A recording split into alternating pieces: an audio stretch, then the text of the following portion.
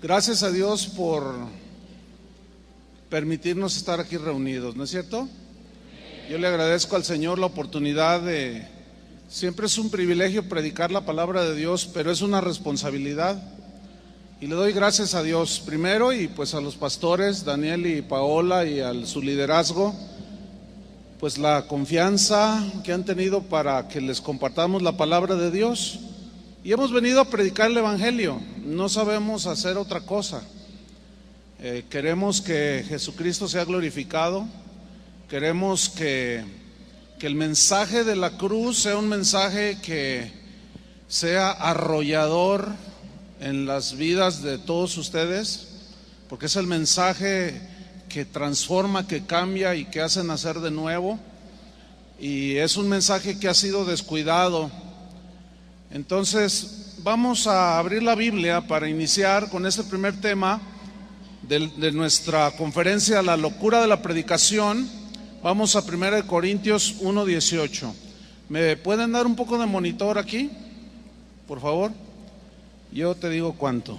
1 Corintios 1:18. Ahí está bien. Este primer tema dentro de la conferencia lo he titulado El Evangelio, escándalo y locura. Este es nuestro primer tema, el Evangelio, escándalo y locura. Y vamos a leer 1 Corintios capítulo 1 versículo 18. Dice así: porque la palabra de la cruz es locura a los que se pierden, pero a los que se salvan, esto es, a nosotros, ¿qué es? Poder de Dios. Señor, te damos gracias porque ciertamente este mensaje que tú dejaste, tu evangelio, es una locura para muchos, pero para nosotros es tu poder que nos salvó, es el poder que nos rescató de nuestra vana manera de vivir. Señor, enséñanos más acerca de este mensaje que sigue siendo desde un inicio y hasta el día de hoy menospreciado, rebajado, pisoteado. Pero enséñanos, Señor, a eso hemos venido en esta noche. Te lo pedimos en el nombre de Jesucristo. Amén. Fíjense, hermanos, que estamos tan acostumbrados a ver una cruz, a Cristo crucificado en ella, que a muchos, incluyendo cristianos, nos resulta difícil entender la poderosa realidad que se esconde detrás de esa cruz. Hay un poder que no todos los que asisten a las iglesias o que dicen que creen lo conocen. La cruz es mucho más que un símbolo del cristianismo. Necesitamos ver en su contexto lo que significa la cruz en el mundo antiguo para nosotros poderlo entender hoy lo más que podamos, para que podamos entender lo que representó para Jesús su crucifixión y su muerte en esa cruz. Debemos de ver de qué manera la vergüenza de la cruz pasó a representar lo que hoy los que creemos es la victoria de Cristo, y cómo ese escándalo y esa locura de la cruz en realidad son la esencia del mensaje del Evangelio. Si no hay cruz, si no hubiera habido cruz, no hubiera mensaje. Entonces, para entender con mayor profundidad, debemos ver el origen y el significado que tenía en el mundo antiguo el hecho de morir crucificado, para así poder entender con mayor amplitud lo que fue para los judíos un escándalo y para los gentiles fue locura, el hecho de escuchar que un Mesías, un Salvador, murió crucificado. También vamos a entender el rechazo que los paganos tenían cuando escuchaban a oír a Pablo predicar acerca de ese tal Hijo de Dios que había sido condenado a morir en la más vergonzosa de las muertes de ese entonces, que era la cruz. ¿Se acuerdan cuando él estuvo en el Areópago en Hechos 17, que predicó ante los griegos amantes de la sabiduría? Cuando él mencionó la resurrección, la muerte y la resurrección, dijeron: ya te escucharemos en otra ocasión. Entonces tenemos que hacer un poco de historia para que se nos vaya aclarando lo que pues necesitamos entender. Vamos a hacer un poco de historia. Según la historia, nos muestra que los iniciadores de la práctica de la crucifixión fueron los persas. Ellos fueron los primeros que empezaron a crucificar como un castigo a los malhechores. Después esta práctica pasó a los griegos, posteriormente a los cartaginenses, y finalmente los romanos adoptaron también esa forma de castigo. Esta pena se aplicaba con frecuencia para apagar las rebeliones que hacían los ciudadanos de las ciudades que estaban sometidas a Roma. Es así como, por ejemplo, hay una historia cuando Alejandro el Grande sitió la ciudad de Tiro y crucificó a más de 2,000 personas. Imagínense el espectáculo, 2,000 crucificados. Entonces la cruz era un instrumento de tortura con el cual se llevaba era la condena peor que existía en ese tiempo. Originalmente, dicen las crónicas, los historiadores, que era el tronco de un árbol, simplemente un tronco, donde se colgaba al condenado. Lo amarraban con cuerdas o lo fijaban con clavos en las manos. A veces el poste, escuche esto, lo hacían puntiagudo, le sacaban una punta al poste y el condenado lo sentaban y lo forzaban, y de esa manera lo traspasaban de abajo hacia arriba. Era una cosa terrible. Posteriormente se agregó a la crucifixión un palo transversal llamado patibulum en latín, que el condenado llevaba sobre la espalda, y era así como se formaba una cruz, ¿sí? Entonces la crucifixión se practicaba de distintas formas. Había quienes colgaban a sus víctimas de cabeza, como Pedro. O sea, cuando Pedro dijo que lo crucificaran de cabeza, no era que algo que él se le inventó. Él conocía que ya se crucificaba así a la gente, ¿sí? Porque él dijo: no soy digno de morir como mi Señor. A otros los empalaban, como les describí hace un momento. A otros les extendían los brazos, clavándolos sobre el travesaño que formaba la cruz. Y precisamente esta fue la posición en la que crucificaron a nuestro Señor.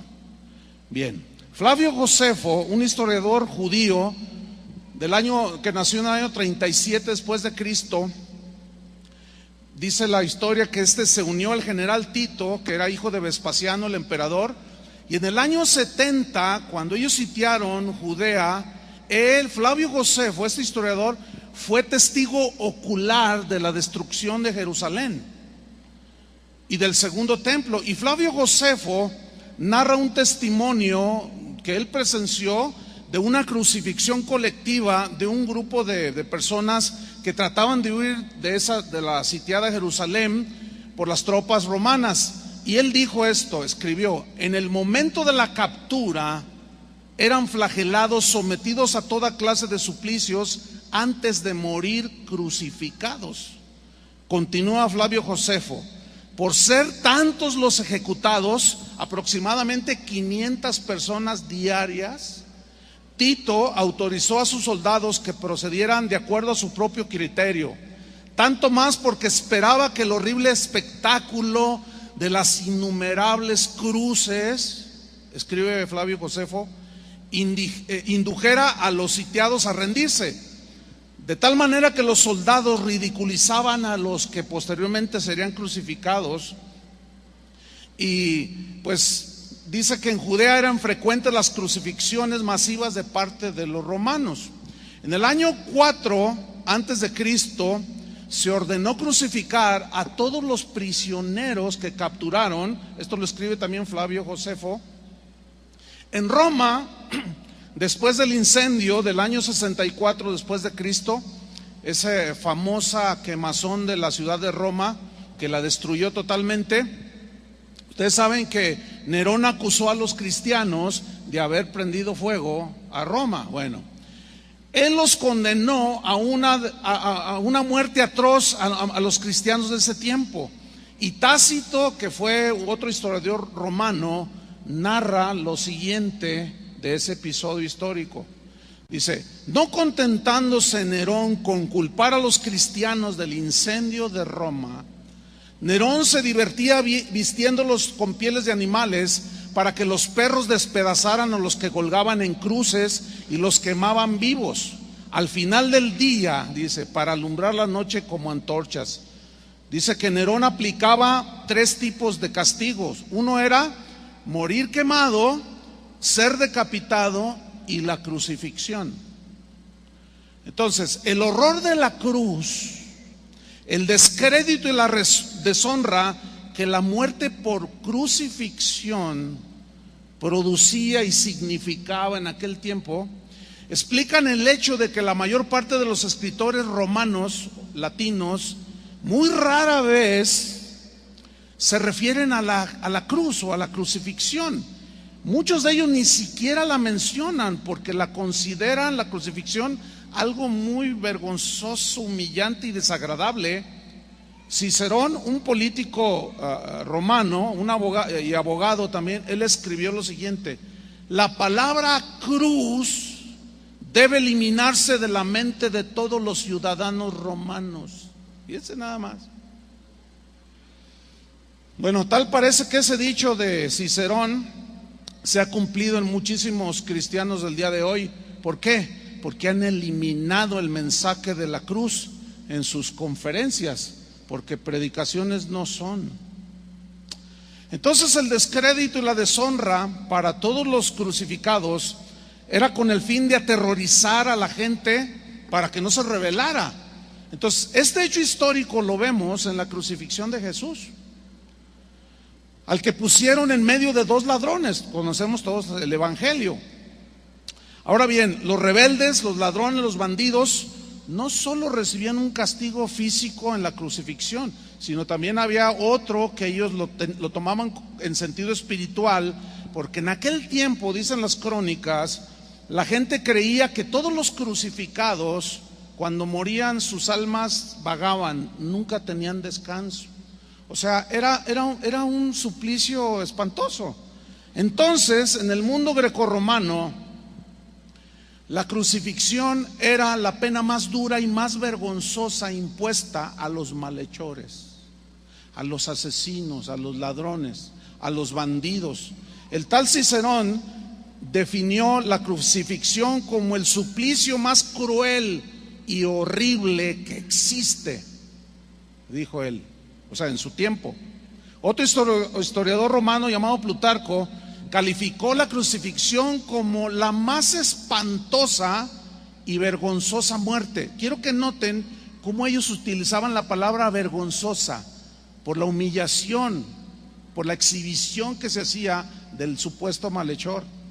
Entonces sabemos que la civilización romana se basaba en la esclavitud, eso lo sabemos por la historia, y que el trabajo de todo pues lo hacían los esclavos que prestaban sus servicios en los palacios, en los campos, etcétera.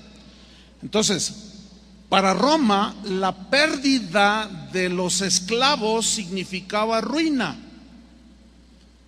Por eso es que ellos se ensañaban con la crucifixión para evitar cualquier tipo de sublevación. Espartaco, así se llamaba este hombre, en el año 73 antes de Cristo, encabezó una rebelión de esclavos contra Roma. Y Craso, que era pues el contrario, crucificó 6,000 personas en la Vía Apia en Roma. ¿Se puede imaginar? 2-3 kilómetros de personas crucificadas. Era algo espantoso. Ahora bien, ¿qué dice la Biblia sobre la crucifixión? Ahí en Deuteronomio 21-22 dice: si alguno hubiere cometido algún crimen digno de muerte y lo hiciereis morir y lo colgareis en un madero, no dejaréis que su cuerpo pase la noche sobre el madero. Sin falta lo enterrarás el mismo día, porque maldito por Dios es el colgado, y no contaminarás tu tierra que Jehová tu Dios te da por heredad. Ok, de acuerdo con la ley judía, la maldición de Dios recaía sobre un hombre que había sido colgado en un madero o crucificado. Esto explica por qué la predicación sobre el Mesías crucificado de los primeros siglos, del primer siglo, provocó escándalo entre los judíos. ¿Cómo podía un hombre crucificado y maldecido por Dios ser el Mesías? Eso sonaba muy mal y totalmente contrario al Mesías que ellos esperaban. En Gálatas 3:13 dice así: Cristo nos redimió de la maldición de la ley, hecho por nosotros maldición, porque está escrito: maldito todo el que es colgado en un madero. Ok, la ley judía no enfocaba tanto el hecho de ser colgado en un madero como una simple pena de muerte, no, sino que para el judío el ser colgado en un madero o crucificado era algo mucho peor. Era una persona maldecida por Dios. Fíjese, Cristo se hizo maldición para salvarnos a nosotros. ¿Cómo se efectuaba la crucifixión en aquellos tiempos?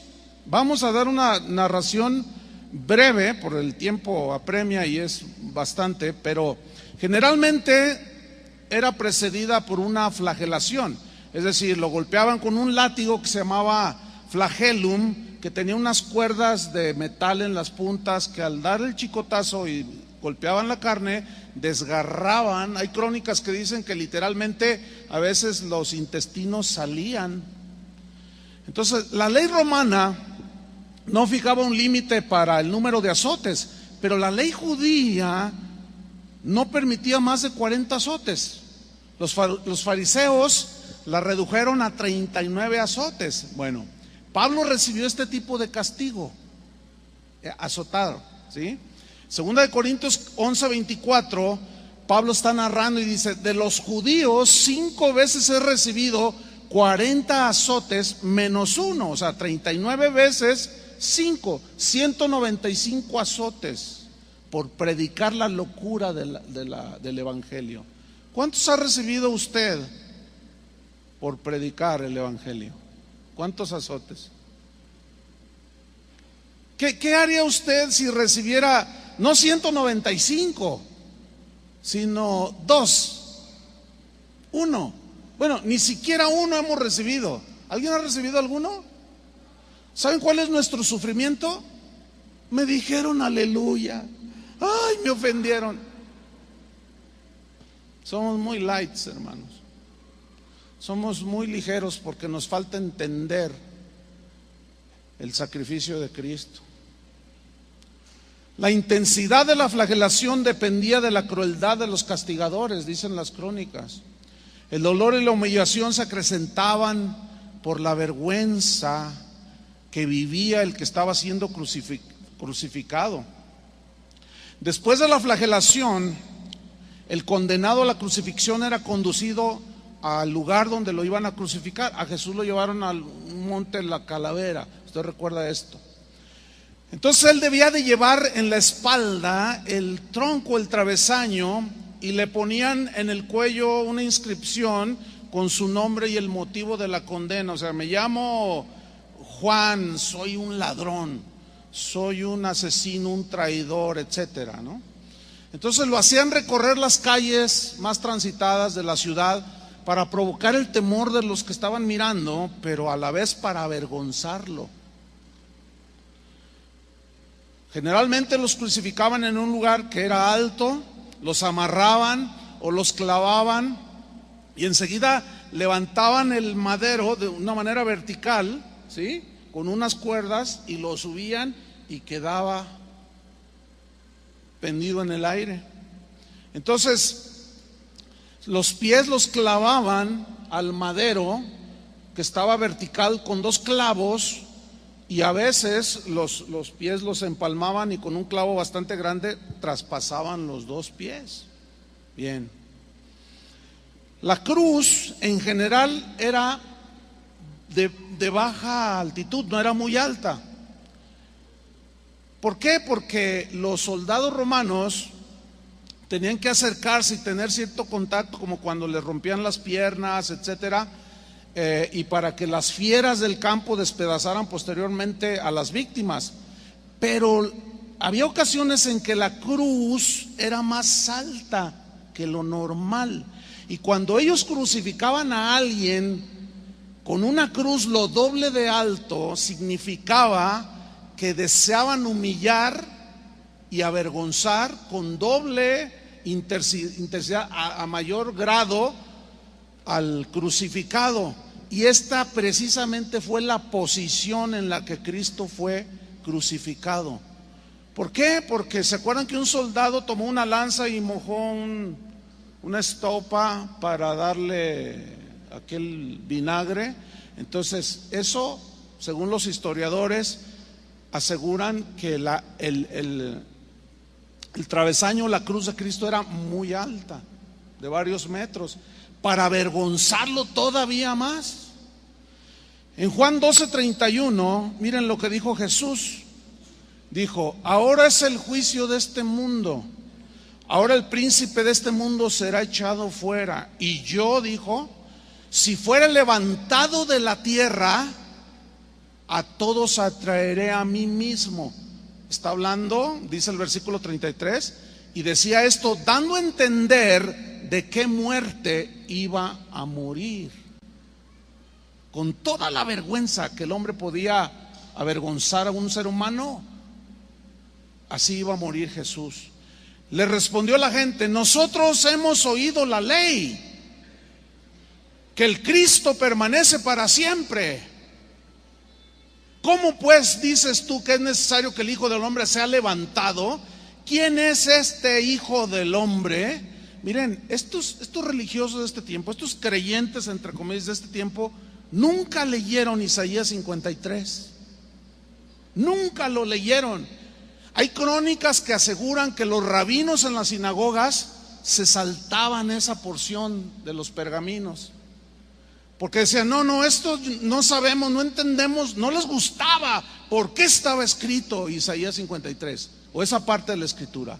No les gustaba y la saltaban. ¿Por qué? Porque ellos creían que el Mesías era alguien triunfante, que iba a pisotear a todo el mundo y siempre iba a ser exitoso, victorioso y bendecido. Entonces ellos se saltaban, casi nunca enseñaban sobre Isaías 53, porque no era lo que ellos habían imaginado en su mente que sería el Mesías. Entonces el crucificado, cualquiera que sea en el caso de Cristo, pues los desvestían, los desnudaban, los crucificaban. La crucifixión, dicen las crónicas y dicen médicos, que era algo sumamente doloroso. Era un castigo muy lento, muy doloroso, y a veces, dicen las crónicas, permanecían vivos varios días. Pues después de morir, dicen las crónicas, se dejaba al crucificado podrirse en la cruz para servir de alimento a las bestias. No tenían tampoco los crucificados derecho a la sepultura. ¿Se acuerdan que a Jesús le prestaron también una sepultura? La privación de la sepultura era una pena adicional. O sea, no merece ni siquiera que sea sepultado. Para nosotros tal vez no tenga mucho sentido, nuestro contexto es diferente. Ahora pues alguien puede tener los restos de su abuelito allí en su recámara y no pasa nada, o sea, nadie se asusta, nadie dice nada. Pero en aquel tiempo no, en aquel tiempo negar la sepultura a alguien era lo peor que le podían hacer a alguien. Entonces para nosotros pues es difícil comprender en la actualidad lo grave que era la privación de la sepultura y todo lo que significaba la humillación, la deshonra del crucificado. La crucifixión de Jesús fue exactamente igual a la forma acostumbrada en ese tiempo. Fue la misma. Una vez condenado por Pilato, sabemos, él fue flagelado de acuerdo a la costumbre romana, que significa que no le dieron 39 azotes, le dieron muchísimos más, sin número. ¿Sí? fue escarnecido por los soldados, la gente se burlaba de él, le pusieron una cruz, le golpeaban con una caña en la cabeza y decían, a ver, adivínanos quién fue, y se burlaban de él. Y todo lo hizo, ¿por quién? Por ti y por mí. Hermanos, escúchenme bien, le voy a hablar a los cristianos. Yo no sé si usted es cristiano o no, pero les voy a decir una cosa. Todo eso lo padeció Cristo para salvarnos. No sé hasta qué grado usted lo puede entender. Por lo cual ahora para nosotros los cristianos lo más vergonzoso que podemos hacer es quitar de nuestro mensaje el evangelio de la cruz, que es justamente lo que hoy se ha hecho. ¿Qué hemos hecho del evangelio? Lo hemos rebajado, lo hemos pisoteado, lo hemos menospreciado. Me escribía el otro día una persona y me dijo, pastor, una reunión de pastores. Y dijo, pastor, llegué con mi Biblia bajo el brazo. Y cuando empezó el predicador, dice, yo estaba en las primeras filas y me dijo, aquí tenemos uno que trajo su Biblia. ¿La Biblia? ¿Para qué quieres la Biblia? Yo dije, ¿me estás bromeando, hermano? No te estoy bromeando. Y se soltó con una sarta de quién sabe cuántas cosas predicando. Bueno, hay unos que están locos como yo, o los que estuvieron aquí. Pero hay unos locos, pero también hay otros locos. O sea, hay dos tipos de locos. Unos que creen que el evangelio es poder para salvar, y otros que están locos porque han quitado el poder único para salvar a una persona, que es el mensaje del evangelio. Yo no sé de cuál usted es.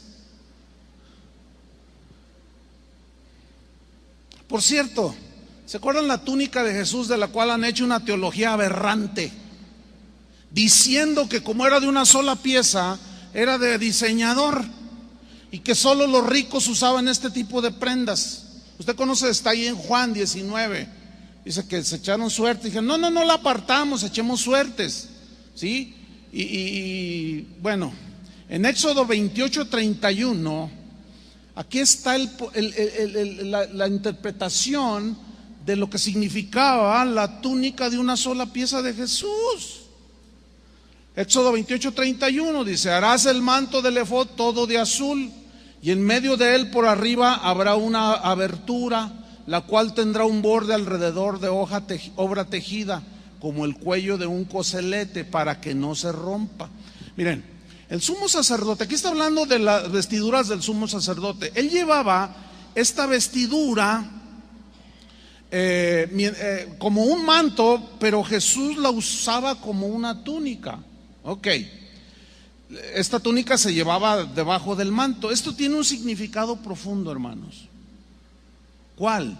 Jesucristo hasta ese momento era todavía el oculto, pero verdadero sumo sacerdote de nuestras vidas. Él vino al mundo como el Hijo de Dios y por sus hechos comprobó ser el Mesías de Israel.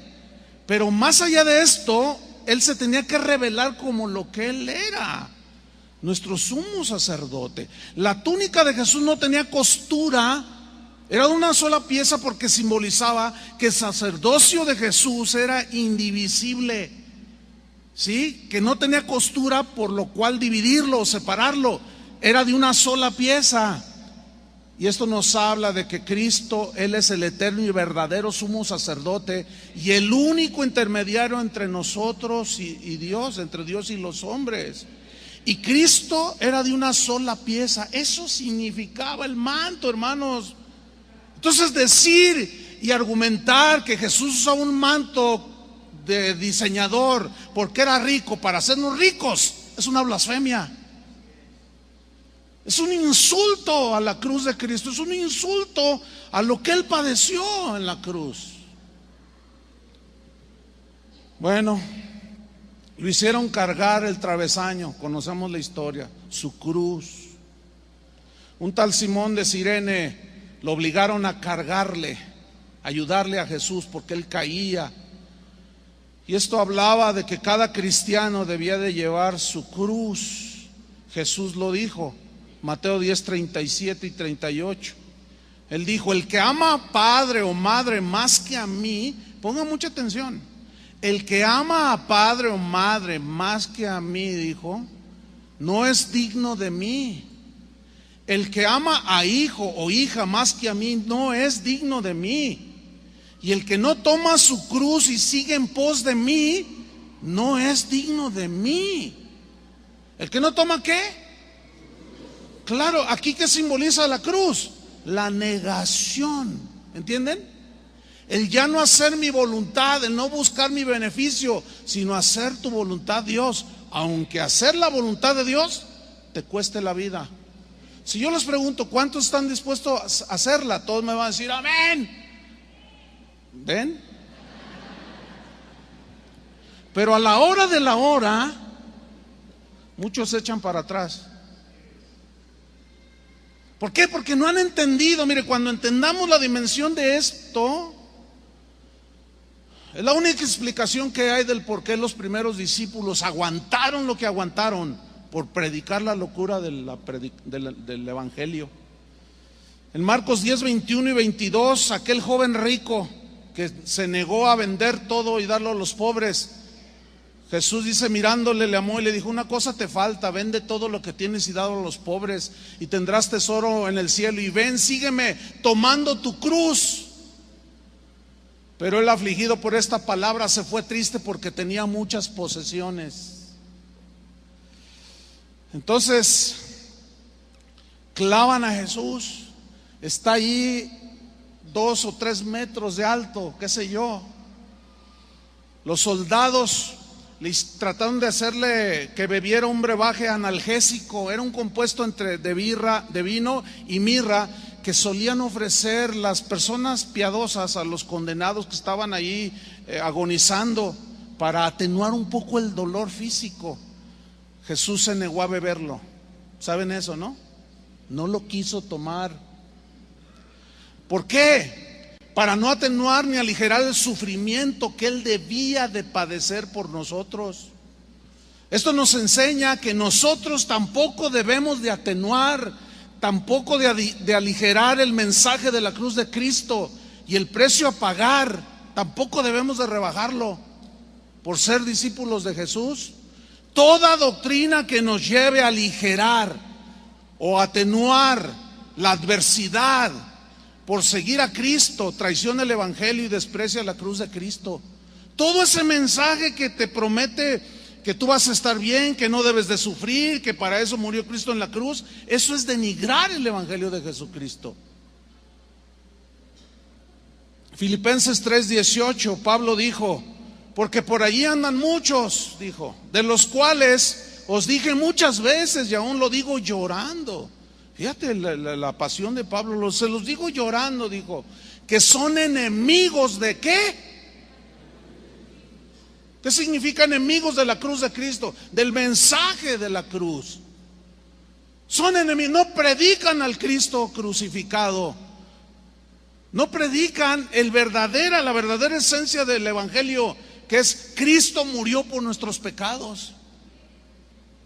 Ya no se predica. Ahora hasta de los cantos actuales han quitado la sangre de Cristo, porque suena muy sanguinolento, dicen algunos. No, y cuidan mucho la imagen el día de hoy, no sé cuánta cosa. Bueno, sabemos que junto con Jesús fueron crucificados 2 ladrones, uno a su derecha, otro a su izquierda. Y se entiende pues que la cruz de Jesús era más alta, y así se ve en algunas pinturas que han hecho. Entonces, de acuerdo a Deuteronomio que leímos al principio, maldito el hombre que fuera colgado en un madero. La presencia de un crucificado, de alguien flagelado en toda esa humillación, pues en el caso de Jesús, si quedaba allí, profanaba la fiesta de la Pascua o las fiestas judías, por lo cual tenían que quebrarles las rodillas. ¿Se acuerdan que se acercó un soldado y miró a Jesús muerto? Y ya no le quebró sus piernas, pero le enterró una lanza en su costado y salió agua y sangre, lo cual es una prueba científica de muerte que no tengo tiempo para explicar ahorita, aunque no soy doctor, pero hay manera de descifrarlo y de entenderlo. Bien, estos datos históricos, hermanos, sobre la crucifixión nos ayudan a comprender y a tratar de entender un poco más las grandes dificultades que tuvieron los primeros cristianos en la predicación del evangelio. Todos los ataques, las burlas, las agresiones que sufrieron los primeros cristianos de parte de los judíos y de los gentiles paganos se puede entender un poquito más.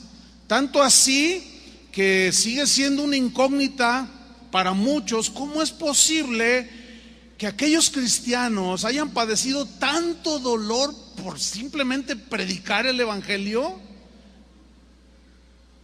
¿Qué era lo que los volvía tan entregados y consagrados a predicar el evangelio? ¿Por qué aguantaban tanto? Aún sabiendo en aquel tiempo llamarse cristiano era sinónimo de muerte. Hoy no, hoy el ser cristiano, hasta el diablo es cristiano ya.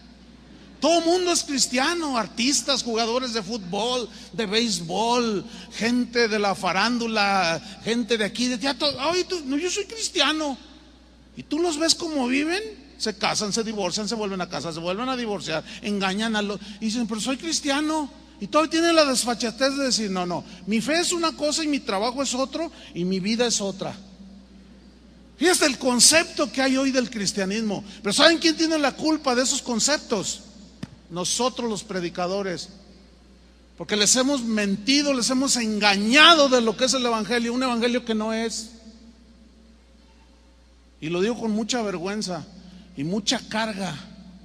¿Cómo era posible que Pedro, Pablo, ninguno de los discípulos rebajaron el mensaje del evangelio? ¿Por qué no lo rebajaron? Esa pregunta por años, hace muchos años, me pegaba bien duro. ¿Por qué? Yo empecé a mirar ciertas cosas allá en los años 80. Yo decía, y luego miraba a los discípulos que los azotaban y salían contentos. Y luego llega un predicador a la iglesia donde yo crecí, donde decía, no, tú ya no debes de sufrir nada. No, ya Él pagó en la cruz. Tú no tienes que sufrir por Cristo. Él murió para bendecirte. Y todos decíamos amén. Eso yo lo empecé a escuchar desde los años 80, que Cristo había muerto en la cruz para hacernos ricos. ¿Ustedes creen que para eso murió Jesús? ¿Y por qué millones lo creen ahora? Porque los han engañado.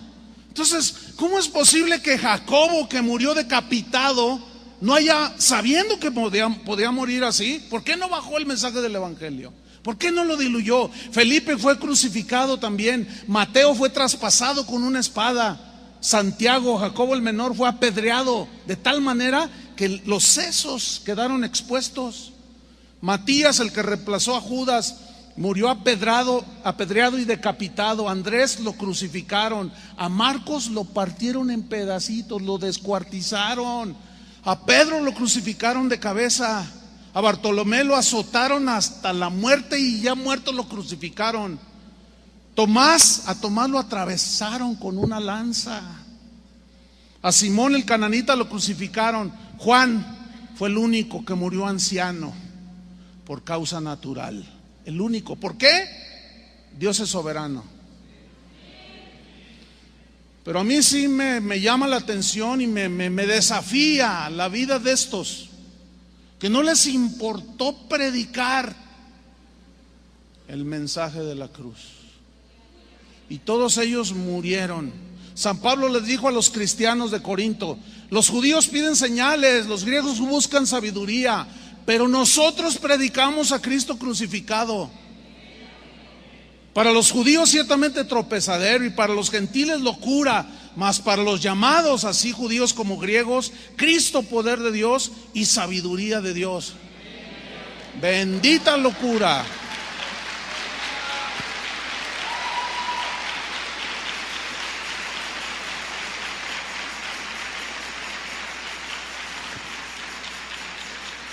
Hermanos, el apóstol Pablo nunca predicó lo que los judíos y los paganos querían oír. Hoy se predica lo que la gente quiere oír. Pablo no era de esos. El día de hoy mucha gente pide prodigios, señales, milagros estruendosos, maravillosos. Otros piden grandes revelaciones, igual que aquellos judíos y que aquellos griegos. Por eso existen todo tipo de milagreros y de iluminados el día de hoy. Pablo, en cambio, sin embargo, él solo predicó la locura de la cruz. En 1 Corintios 1:18 dijo: porque la palabra de la cruz, o sea, el mensaje del evangelio, es locura a los que se pierden, pero los que se salvan, esto es a nosotros, es poder de Dios. En la versión en lenguaje sencillo, este versículo se lee así: algunos piensan que hablar de la muerte de Cristo en la cruz es una tontería, pero los que piensan así no se salvarán, pues viven haciendo el mal. Sin embargo, para los que sí van a salvarse, es decir, para nosotros, ese mensaje es el único que tiene el poder de Dios. 1 Corintios 1:21, que mañana estudiaremos frase por frase, dice: pues ya que en la sabiduría de Dios el mundo no conoció a Dios mediante la sabiduría humana, agradó a Dios salvar a los creyentes. ¿Por qué? Por la locura del concierto cristiano. Así dice.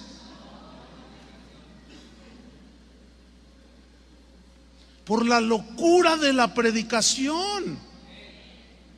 Hoy, mientras más cortita sea la predicación y ya todos vámonos a pasarla bien, es mejor. Tampoco ser muy largo quiere decir mejor, sino lo que se dice, la esencia de lo que se diga, la esencia del evangelio. Dice: porque los judíos piden señales, los judíos buscan sabiduría, pero nosotros predicamos a Cristo crucificado. Para los judíos ciertamente tropezadero. Esta palabra en griego es escandalón, donde se deriva la palabra escándalo. Es algo que causa desagrado. Eso significa tropezadero. Y para los gentiles, locura. Esta palabra locura significa en el griego tontería, bobería, insensatez, estupidez. Eso dice el diccionario. Qué estúpido eso de predicar el evangelio de un Cristo que se crucificó y murió allí. En eso consiste en la necedad de la predicación de la cruz. ¿En qué? ¿Cómo puede ser el Hijo de Dios un judío crucificado, condenado por los romanos a morir en una cruz como mueren los criminales? ¿Acaso ese es el Mesías? No, eso es una locura. ¿Cómo puede ser el Salvador de los hombres un individuo que no ha muerto como un héroe, sino como un despreciable y miserable delincuente? Locura, decían, tontería. No nos gusta ese mensaje. Tampoco el día de hoy sigue gustando. Sabemos que Jesús fue abandonado por sus discípulos y traicionado por uno de ellos. Bueno, acuérdense cuando decían: a ver, si eres rey, baja de esa cruz. Le dijo uno de los ladrones, ¿se acuerdan? Sálvate, sálvanos y sálvate. Fíjate nada más. Pero a mí ahí es donde me quiebra a mí.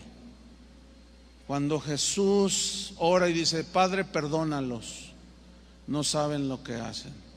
Y yo oro: Padre, perdónalos a los que, creyéndose cristianos, creyéndose predicadores del evangelio, no están predicando el evangelio. Perdónalos, no saben lo que hacen. Pregunta: ¿cuál es el mensaje del evangelio? ¿Por qué le decían locura, tontería? Pregunto: ¿es bíblico el mensaje de que Cristo murió para hacernos ricos y exitosos y para que vivamos disfrutando de este mundo? Pues para los judíos era inconcebible que el Mesías, el elegido, el predestinado por Dios para librarlos de la esclavitud de Roma, muriese como un malhechor. Eso era una locura, era una tontería. ¿Cómo es posible que alguien maldito por Dios sea nuestro Salvador? No queremos ese Salvador. ¿Cómo podía ser el Mesías de Dios un crucificado, muerto por una muerte tan vergonzosa? Isaías 53 lo describió como el varón herido de Dios y abatido, sin hermosura, sin atractivo. Hoy lo que cuidamos es la imagen, que las luces prendan bien, que quién sabe cuánto, que yo traiga la corbata bien ajustada y que me maquillen antes de no sé cuánto. Y descuidamos lo que deberíamos de realmente cuidar, que es el interior, el corazón. Porque el evangelio es para el corazón, es para el interior, porque de ahí viene la transformación. Desechado, despreciado, angustiado y afligido. La locura y el escándalo de la muerte de Jesús en la cruz no fue recibido por las mayorías. Ya hablaremos de eso el domingo. Tampoco el día de hoy. Y tú dices, pero hay multitudes que llenan el Estadio Azteca. ¿Cuántos son salvos de todos esos? Esos mucha gente que está yendo a las cristianas sirven a otro Jesús ajeno al de las Escrituras. Pablo predicaba la locura de que Jesús era el Mesías, era el Salvador de Israel. Y él dijo, Cristo murió por nuestros pecados según las Escrituras, fue sepultado y resucitó al tercer día según las Escrituras. Pablo siempre citaba el Antiguo Testamento. Hoy hay predicadores tan ignorantes que dicen, el Antiguo Testamento ya no lo lean, no tiene sentido. Es imposible interpretar el Nuevo Testamento si hacemos a un lado el Antiguo Testamento, hermanos. Pues es que hay de locos a locos también. Y es una locura decir eso. Cuando Pablo constantemente cita, hay un montón de citas del Antiguo Testamento escritas en el Nuevo Testamento. Y todo tiene su interpretación y su significado. El mensaje de la salvación tenía rasgos no solo de algo bárbaro, sino también de irracional, incomprensible para la mente humana. Para los contemporáneos de Pablo, todos los discípulos, los contemporáneos de Jesús, era una superstición, era algo oscuro, era algo insensato. Porque no se trataba de la muerte de un héroe como ellos lo concebían. No era un Batman ni era un Superman. No, esos son héroes, esos ni se mueren siquiera. ¿Cómo era posible que el Mesías muriera con semejante muerte? Era inaceptable. Un Mesías maldecido por Dios, inconcebible, absurdo, tonto. No tiene sentido ese mensaje. Ahora podemos comprender la magnitud de los obstáculos que enfrentaron los cristianos primitivos por su predicación de un Dios clavado en una cruz. Para los romanos y los griegos, sus dioses que ellos tenían, pues eran exitosos y triunfadores. ¿Cómo era posible que un Dios muriera crucificado? Por favor, ¿qué clase de Dios tan ridículo tienen los cristianos? Pero justamente, precisamente, en la muerte de Jesús en la cruz es donde estaba escondido el poder para salvar.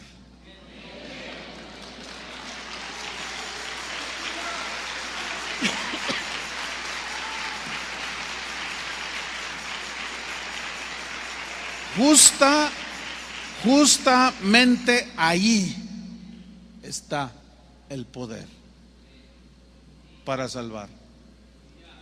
Porque la fe viene por el oír y el oír por la palabra. ¿Cómo creerán sin haber quien les predique? Ahora, la fe viene por el oír, pero la fe verdadera, allí Pablo en los Romanos está hablando de la fe verdadera, la fe que salva. Entonces la verdadera fe que salva se produce cuando la persona escucha el evangelio de la cruz, de lo que Cristo es en la cruz por sus pecados.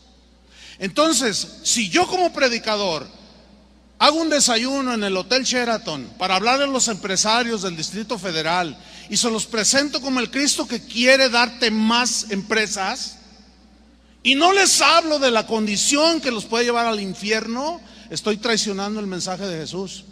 Y al final les hago el llamamiento para que reciban a Cristo. ¿Quién quiere recibir a Cristo de ustedes? Y todos los empresarios levantan la mano. Y los hago pasar aquí al frente. Y les digo, repitan esta oración. Señor, te doy gracias, Señor, te doy gracias de que moriste por mí en la cruz, moriste por mí en la cruz, me arrepiento de mis pecados. ¿De qué pecados se van a repetir si ni siquiera les dijeron cuál es su condición de pecado? Les hablaron de dinero y de prosperidad, pero no les hablaron que la vida que llevan los va a llevar al infierno. Esa no es fe, ese no es el evangelio, por lo tanto no hay salvación. Yo te pregunto, ¿qué te trajo a Cristo? ¿Qué te trajo a Cristo? ¿El mensaje de la cruz? ¿O la promesa que te dicen algunos por allí de que Dios te va a hacer rico y que te va a bendecir y que te va a sanar? Y yo creo que Dios hace todas esas cosas, pero eso no es el propósito por el cual Cristo Jesús murió en la cruz del Calvario, hermanos, por favor. Si hemos de predicar a quien sea, tiene que ser el evangelio de la cruz. Cristo murió por mis pecados. Tú eres pecador, yo soy bueno. Suéltale toda la verdad del evangelio. El problema, ¿sabes cuál es? Que se va a ofender la gente. No le va a gustar y te van a agredir. Te van a hacer agresiones verbales o aún físicas. Y ahí es donde muchos le rebajan. Es increíble ver hoy predicadores entrevistados en la televisión. Bueno, y a ver, ¿qué otra religión puede salvar? Bueno, la gente tiene fe y Dios es un Dios de amor. Y Él ve la fe de la gente. ¿Qué es eso? Por el amor de Dios. Hermanos, hemos hecho de la cruz de Cristo y del mensaje del evangelio solamente un negocio. Y yo les quiero decir algo, hermano. El Señor no está muy contento con su iglesia de hoy. No está muy contento porque hemos traicionado el mensaje del evangelio. Lo hemos diluido. ¿Por qué? Porque no queremos sufrir, no queremos llorar, no queremos pasar la mínima situación por causa de Cristo. Cualquier situación adversa que se nos viene, luego se la achacamos al diablo. ¿Y qué no puede ser como Jonás, Dios tratando contigo? Que Dios preparó el pez, Dios preparó la tormenta, Dios preparó la calabacera. Todo lo preparó Dios, no fue el diablo. Algunos de ustedes están peleando contra Dios porque es Dios directamente tratando con ustedes y creen que es el diablo. A veces sí, pero no siempre. El único interesado en que seamos formados a la imagen de Jesús, ¿saben quién es? Jesús mismo y su Padre.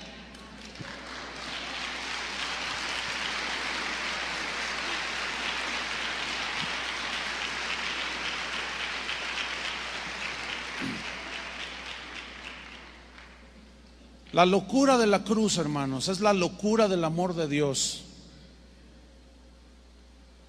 Y solo puede comprenderla quien se rinde sin reservas a Jesús, solamente. No sé cuántos de ustedes puedan decir bendita cruz, bendita locura, bendito Dios, bendita su palabra. Gracias por la locura de la predicación. Pero la predicación que exalta a Cristo, que nos lleva a Cristo, que quebranta nuestro corazón, que nos hace ver nuestra verdadera condición y que nos hace reconocer que sin Él no somos absolutamente nada. Benditos, la Biblia lo estableció, hermosos y benditos los pies que proclaman ¿qué? El evangelio. ¿Cómo están tus pies? ¿Bendecidos por Dios? Bendita locura. Si esto es estar loco, bendita locura. Y sigamos con la locura, hermanos. Yo tengo casi 38 años estando loco. El otro día estaba buscando unos papeles y salieron unos bosquejos. Tenía fecha de por ahí en el año 1979 y precisamente era el mensaje de la negación de uno mismo. Y yo lo revisé y lo comparé con los mensajes de hoy, que es el mismo. El compromiso. Yo quiero llegar como el apóstol Pablo cuando le dijo a Timoteo: he terminado la carrera, he guardado la fe. Yo quiero guardarla. Mira, el ataque más fuerte ahorita para los cristianos es de adentro mismo, de dentro mismo. Es increíble. Pero ¿saben una cosa? Al menos yo no tengo compromiso con nadie. No busco agradar a nadie. Mi compromiso es con Cristo y con su palabra. Pero escúcheme, Dios lo sabe, yo no me quiero hacer pasar por un héroe, porque esa no es la verdad. Esa no es mi intención. Lo que yo les acabo de decir, ¿de dónde surgió? Y con esto termino. Surgió, ¿saben de cuándo? Cuando me predicaron el Cristo de la Biblia.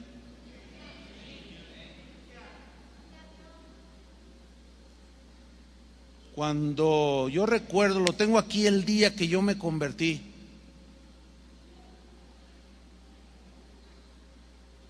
Me volví loco desde entonces. Y cuando Dios me llamó a la predicación del Evangelio, los que oraron por mí, don Fermín García fue uno de ellos, y el hermano Pablo Hunter, y me dijeron: Chuy, te comprometes a predicar el Evangelio hasta que te mueras, en las buenas y en las malas. Hagan de cuenta como que se me estaba casando. Pues en cierta manera sí. Y yo le dije: sí, yo me comprometo. Que Dios nos ayude, hermanos, que Dios nos guarde en el hueco de su mano. Pero les voy a decir algo: van a arreciar los ataques. ¿Qué vamos a hacer? Algunos se van a ir. Van a decir: ay, si de esto se trata, no quiero nada. Está bien, cada quien. Acuérdense nada más de esto: el camino que lleva a la vida eterna es un camino angosto, y pocos son los que caminan por ahí. Y nada más les quiero recordar parte del mensaje del Evangelio. El camino ancho es el que lleva a la perdición. Es el mensaje que te permite hacer de todo, escudándose en un evangelio de la gracia mal entendido. Porque sí hay un evangelio de la gracia, pero esa gracia que se nos aplicó no fue para después pecar y escudarnos en la gracia. Eso es una mentira, eso es un fraude, eso no es el evangelio. Precisamente su gracia se nos aplicó al haber creído, pero para rescatarnos de nuestros pecados. Para el que robaba, ya no robe más. Para el que era adúltero, ya no sea un adúltero. Para el que era mentiroso, ya no mienta más. Esa es la esencia del evangelio.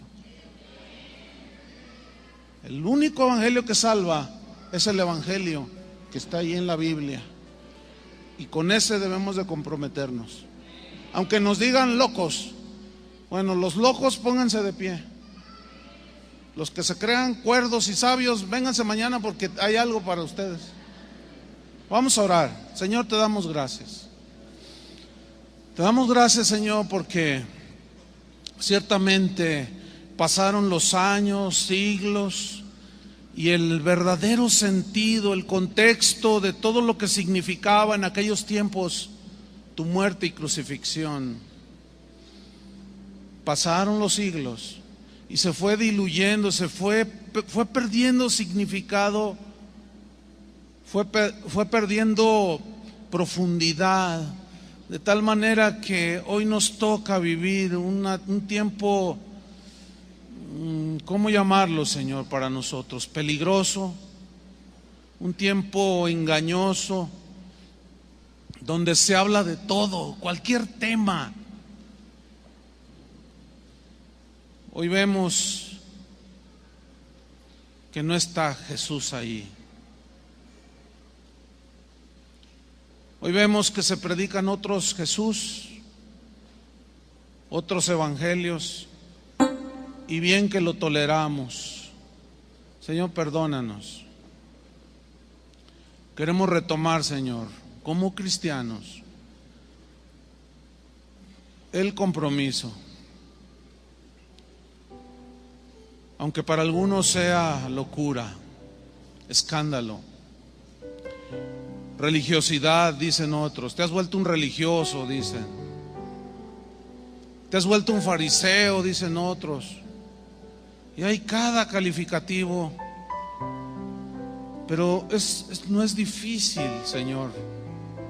No es difícil entenderlo. Nada más es ver lo que dice tu palabra y compararnos con lo que dice ahí para darnos cuenta de nuestra verdadera condición. Pero ¿cómo nos vamos a dar cuenta si no se nos predica el Evangelio?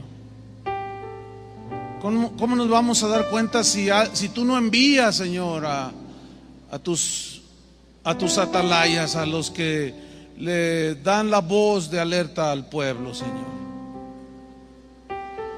Y les hablan y les dicen y los hacen retornar a las sendas antiguas. Levanta, Señor, un ejército de locos predicadores. Sí, sabemos que todos como humanos somos imperfectos y somos sujetos a debilidades como el mismísimo Elías. Por eso, Señor, qué bueno que tú eres el único que puede ver el corazón. Y tú ves nuestros corazones, Señor. Los demás, pues que digan lo que digan. Nosotros seguiremos predicando el Evangelio.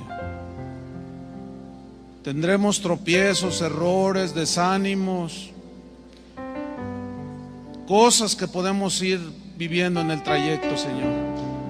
Pero como tú conoces el corazón de tus hijos, tú ves caer al justo y lo levantas, Señor. 7 veces cae el justo y tú lo vuelves a levantar. Gracias, Señor. Reconocemos que sin ti no somos nada, Señor. Si hemos de cumplir la comisión, que sea impulsado, Señor, en el poder de tu fuerza, sostenidos por tu mano impregnada de gracia, que nos abraza y nos toma y nos impulsa. Recibe toda nuestra gratitud, Señor. Gracias, Jesús, por haber muerto en la cruz. Gracias, Señor. Ahora estamos en otra posición. Somos tus hijos, Señor. Y nos has encargado la predicación del Evangelio. A la iglesia le has encargado, le has depositado las verdades del Evangelio y tenemos que ser fieles. Perdónanos, Señor. Oramos por todos los que van a las iglesias cristianas, que se creen cristianos. Oramos por los predicadores que están creyendo que están predicando, pero no están predicando el Evangelio. Están predicando sus propias revelaciones, sus propias ambiciones. Oramos por ellos, Señor. No pedimos que los mandes al infierno. Oramos que tengas misericordia, Señor, de ellos. Porque tú viniste al mundo a salvar a los pecadores. Y nosotros éramos los primeros, Señor. Y hemos recibido misericordia, gracia. Y tú no quieres que ninguno perezca, sino que todos procedan al arrepentimiento. Pero ¿cómo se arrepentirán si no nos envías, si no nos mandas? Que no nos pase lo que Ezequiel, que se quedó mudo ante el pueblo y no sabía qué decir, y tú le reprendiste. ¿Qué haces ahí, Ezequiel? ¿Por qué te callas? Señor, danos de nuevo y palabras para explicar el poder que hay detrás de esa cruz. Te lo pedimos en el nombre de Jesús. Úsanos, Señor. Ponga su mano en el hombro de su vecino y dígale: Señor, usa a mi hermano.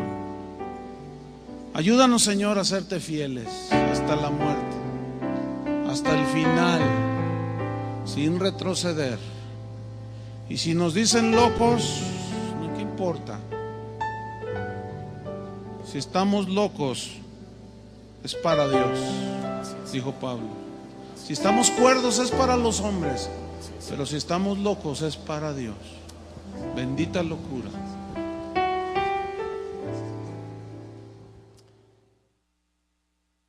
Tiene ese tiempo. Originalmente, dicen las crónicas, los historiadores, que era el tronco de un árbol, simplemente un tronco, donde se colgaba al condenado. Lo amarraban con cuerdas o lo fijaban con clavos en las manos.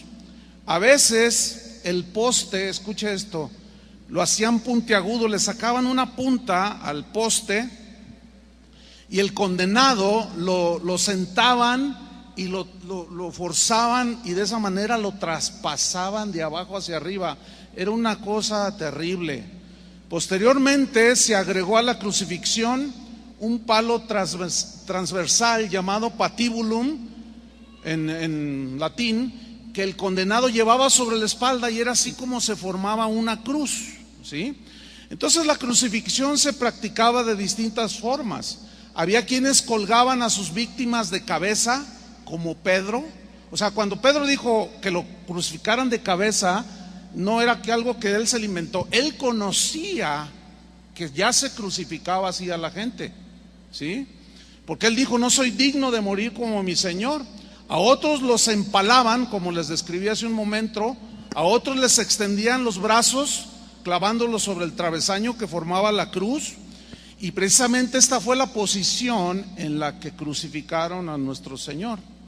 Bien, Flavio Josefo, un historiador judío que nació en el año 37 después de Cristo, dice la historia que se unió al general Tito, que era hijo de Vespasiano, el emperador, y en el año 70, cuando ellos sitiaron Judea, Flavio Josefo, este historiador, fue testigo ocular de la destrucción de Jerusalén y del segundo templo. Y Flavio Josefo narra un testimonio que él presenció de una crucifixión. Señor, te damos gracias porque ciertamente este mensaje que tú dejaste, tu evangelio, es una locura para muchos, pero para nosotros es tu poder que nos salvó, es el poder que nos rescató de nuestra vana manera de vivir.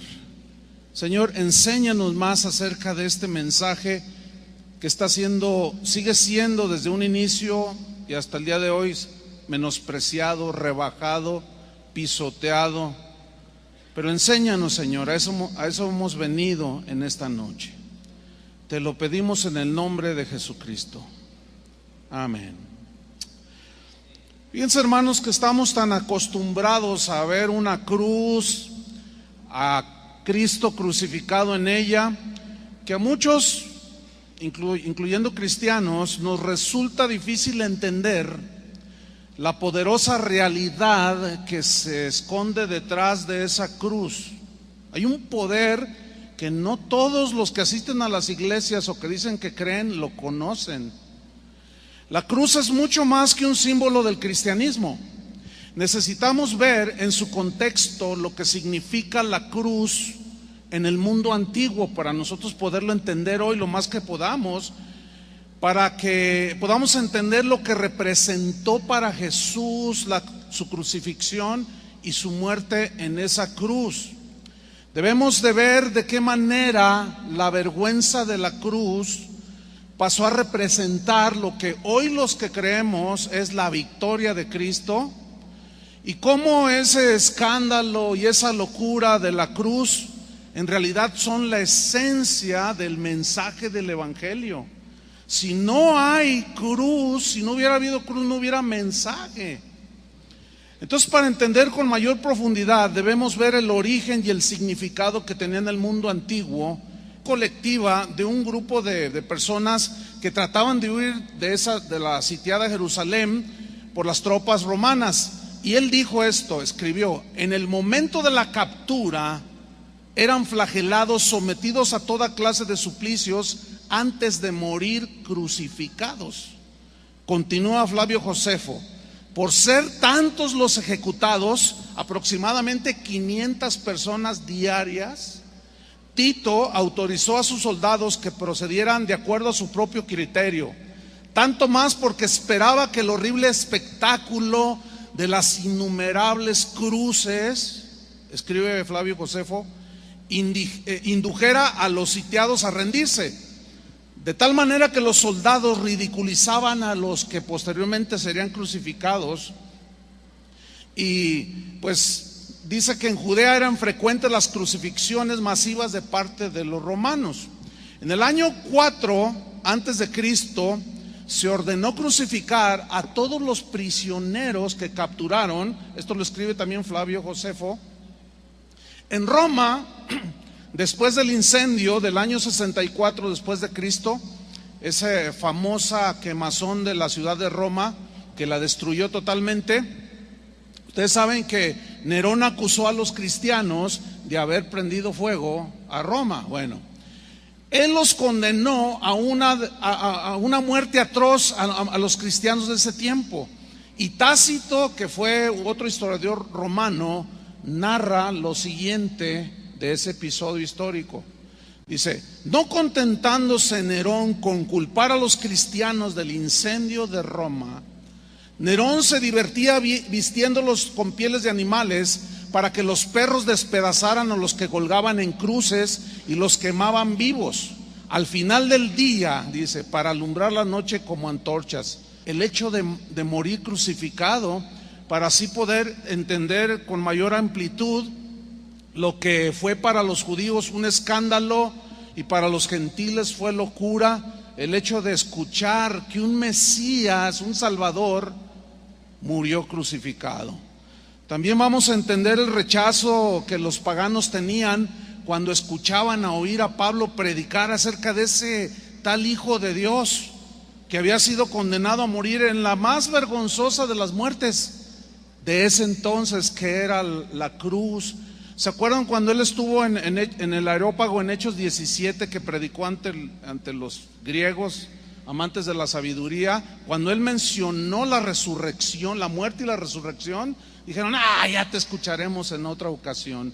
Entonces tenemos que hacer un poco de historia para que se nos vaya aclarando lo que pues necesitamos entender. Vamos a hacer un poco de historia. Según la historia, nos muestra que los iniciadores de la práctica de la crucifixión fueron los persas. Ellos fueron los primeros que empezaron a crucificar como un castigo a los malhechores. Después esta práctica pasó a los griegos, posteriormente a los cartaginenses, y finalmente los romanos adoptaron también esa forma de castigo. Esta pena se aplicaba con frecuencia para apagar las rebeliones que hacían los ciudadanos de las ciudades que estaban sometidas a Roma. Es así como, por ejemplo, hay una historia cuando Alejandro el Grande sitió la ciudad de Tiro y crucificó a más de 2,000 personas. Imagínense el espectáculo, 2,000 crucificados. Entonces la cruz era un instrumento de tortura con el cual se llevaba era la condena peor que.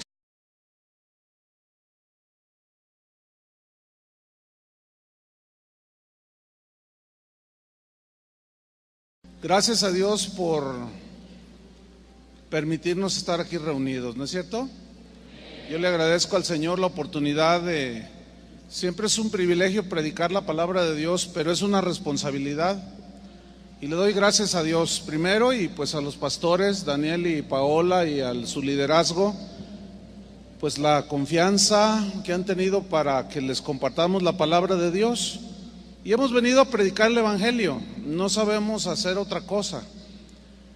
Queremos que Jesucristo sea glorificado, queremos que el mensaje de la cruz sea un mensaje que sea arrollador en las vidas de todos ustedes, porque es el mensaje que transforma, que cambia y que hace nacer de nuevo, y es un mensaje que ha sido descuidado.